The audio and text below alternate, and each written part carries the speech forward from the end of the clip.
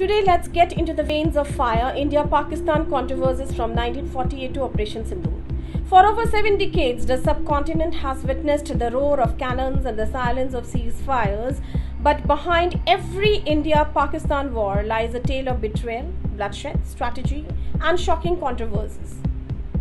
Today, let's unravel the most burning controversy from 1948 to Operation Sindoor. 1947 to 48, the first Kashmir war. Was it the UN blunder? Pakistan's tribal invasion of Kashmir in October 1947, and India took the issue to the United Nations, not realizing it would internationalize the Kashmir dispute permanently. Critics say Nehru's decision was a strategic blunder. Why not crush the invaders completely and reclaim POK before heading to diplomacy? Was it Nehru's strategic blunder? Next comes 1965 war. Who really won? Pakistan launched Operation Gibraltar, sending soldiers in disguise into Kashmir. India retaliated massively, capturing parts of Lahore and Sialkot. Despite military advantage, the twist was that India returned all captured territory in the Tashkent Agreement, and of course with the Soviet pressure. Did India lose its hard-earned leverage at the table of diplomacy? Now, let's come to 1971 war, the birth of Bangladesh and the prisoners of war puzzle.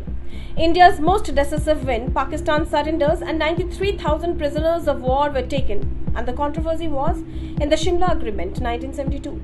India returns the prisoners of war without settling the Kashmir dispute.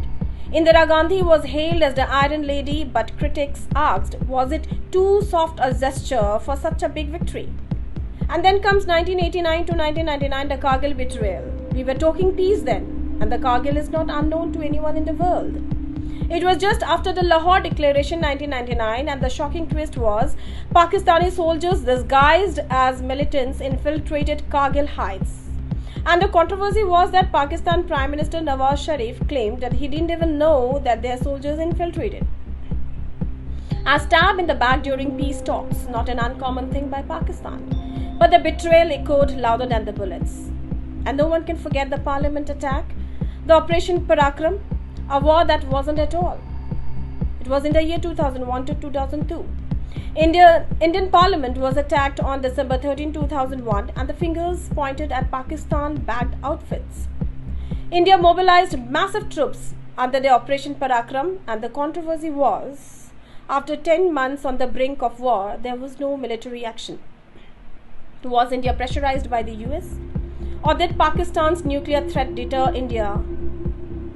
And who can forget the Balakot strike in the year 2019? It was a real damage or optical war. Pulwama attack kills 40 CRPF Jawans. India retaliates with an airstrike in Balakot, and Pakistan says there was no damage at all.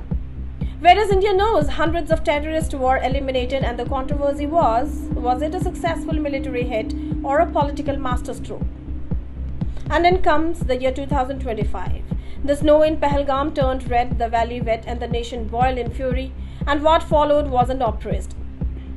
It was not an oppressed statement. It was precision, purpose, power. Let us decode the truth behind India's deadliest offensive strike since Balakot. This is Operation Sindoor, and its silence is more dangerous than any drum. But just as the adrenaline surged, came the silence. A sudden ceasefire. No follow-up strikes, not much of explanation. The US says they interpreted. However, the citizens asked, why retreat? It was surgical, measured, but some argue it was premature and coincident. The IMF considered billions to Pakistan. Did Pakistan request the USA for ceasefire? Or Pakistan approach India?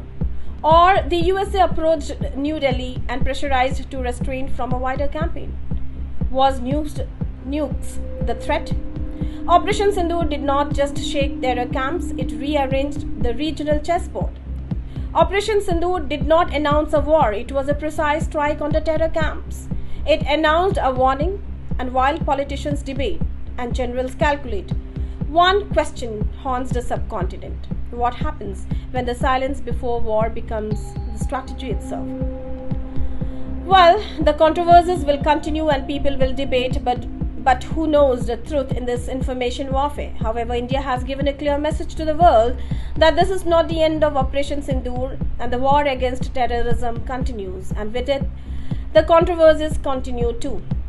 Coming soon with more detailed insights with our experts. Keep watching The Global Eye.